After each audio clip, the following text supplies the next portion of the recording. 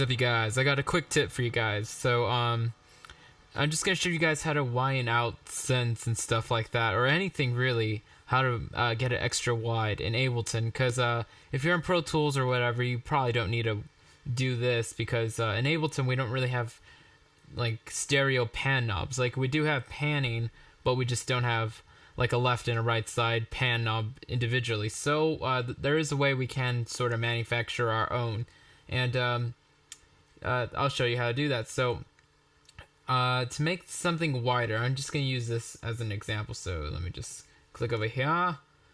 Let me solo this. So originally what I started with was with this.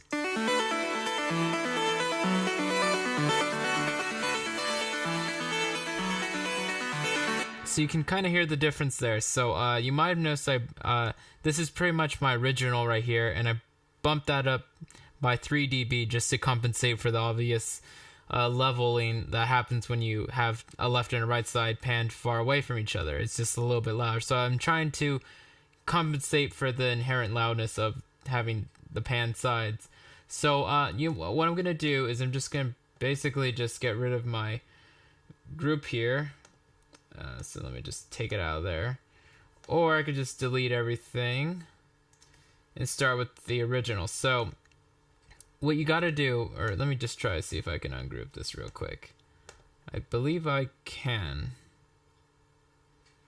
Ungroup, there we go. So this is probably what, you'll start with. So just massive alone sound like this.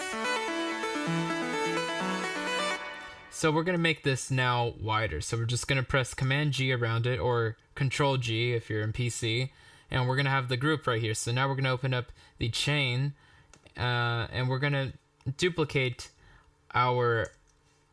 this chain right here. So now we have 2 exact copies of what's going on inside this massive. And you should also know, but this is the kind of thing you do at the end of a song or in mixing, because you don't want to do this while you're writing a song, and it'll be very obvious why.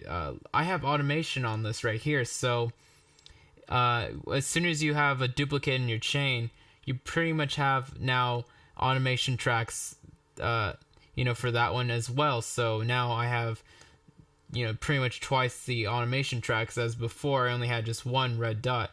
So let me try to undo this real quick so you can see what I mean. So now you can see I just have that same one massive cutoff thing. And some tracks and layers I have like 15 different automations on one thing, and if I'm making duplicates in my chain, then I'm gonna have 30, or if I made like 3 of them, it'd be like 45 things I would have to automate every time I wanted to change one little detail. So you want to do this at the end. You don't want to do this at the beginning, unless you're not going to use automation. Then go ahead. But I'm already done with my automation here. It's going to stay the same for both. It's just going to stay that way. So it's okay for me to duplicate it. So now what you're going to do is you're going to grab one side, turn it all the way to the left, and one other side, turn it all the way to the right. So now we have a much wider synth. So let me just play it now. So now you can hear that big difference. It's wider, and it's even a little bit more loud. So I did compensate and bring down my group volume, and I did the same thing to this other layer, and I pretty much just made all this stuff much wider.